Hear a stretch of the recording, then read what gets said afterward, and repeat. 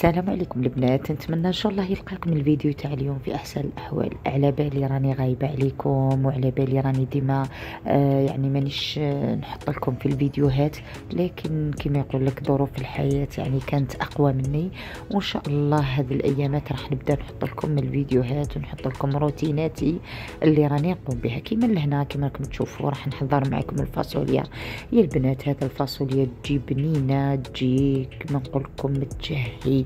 شوفوا لهنا حطيت تقريبا نص كيس زيت، وحطيت الفاصوليا اللي كنت قطعتها وغسلتها بالخل ورايحه وحطيت لها البصل. هذه الطريقه. عندي طريقه ثانيه للفاصوليا بصح راح نحط لكم الطريقه الاولى. لهنا كما راكم تشوفوا حطيت البصل، حطيت الثوم اللي كنت دايره نص راس، حطيت نص وخليت نص. الراس تاع الثوم يا البنات راه يكون صغير.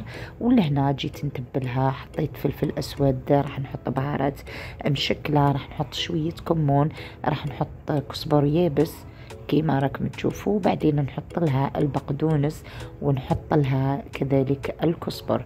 هذا الفاصوليا يا البنات وش نقول لكم، جربوها بالطريقه هذه راح تطلع طيبه. ولهنا حطيت لها الملح، وكذلك كيما راكم تشوفوا حطيت الكزبر قطعته يعني بطريقه عشوائيه. شوفوا المكونات كيفاش حطيت الدجاج وراح نغليهم على نار هاديه، وزدت لها كنت شفتها باللي مخصوصه في الزيت، فحطيت لها شويه زيت، وراح نحط لها كذلك الجزر. كما تعرفوا الفاصوليا تحب الجزر.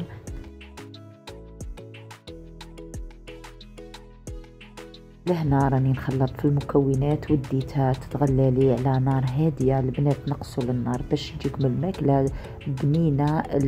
السر نتاعها في النار نقصوا عليها وخلوها تتغلى على نار هاديه. لهنا كما تشوفوا بعد ما تغليت لي وغليتها مليح هذيك الدجاج، البصل، الثوم، حطيت لها الطماطم. كنت سكرفشت لها او بشرت لها 3 حبات طماطم صغار وحطيتهم لها، وزدت لها الثوم اللي تبقى لي، وفي الاخير كذلك راح نزيد لها الثوم لانه الفاصوليا تحب الثوم. ولهنا كما كنتم تشوفوا جبت الماء السخون وحطيته عليها. ولهنا راح نحضر معكم واحد العصير يجي هبل يجي بنين، انا يحبوه ولادي بزاف. كما كنتم تشوفوا هنا اخذت بنانتين، وانا كنت اخذت بعدين زدت بنانه، اخذت الموز وحطيت له هذاك العصير المركز، وراح نزيد له الماء بارد. لهنا السكر انتم والذوق تاعكم، انا حطيت هنا 3 ملاعق. الزوج انا ما يحبش السكر بزاف، الاولاد وانا نحب السكر، حطيت 3 ملاعق. بصح اللي ما يحبش السكر حطوا ملعقه ونص. كما كنتم تشوفوا يجي خاثر يجي هبل. ولهنا هذيك الفاصوليا شوفوا كيفاش جات حميمه، جات تهبل بنينه خاثره عاقده كما راكم تشوفوا فيها.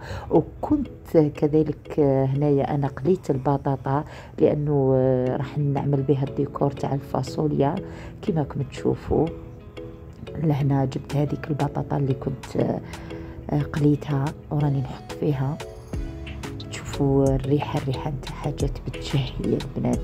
هذه الطريقه انا ديما نعملها. كنت من زمان نغلي الفاصوليا في شويه ماء، لكن بعدين لما اكتشفت انه الفاصوليا يعني نغليها في الزيت تطلع اطيب واطيب احسن كما راكم تشوفوا، خاصه زيت الزيتون يعطيها مذاق روعه. ولهنا شوفوا هذاك العصير كيفاش جا خاثر يجي عاقد يجي هبل مام في الطعم. هنا كانت خاصتني علبة ياغورت ما درتهاش فحطيت البنان، انا هذا كان يعني كافي. كما كنت تشوفوني نوريكم فيه. هذا وش حضرت لي عشاء نهار اليوم. كما كنت تشوفوا المنظر وحده يكفي.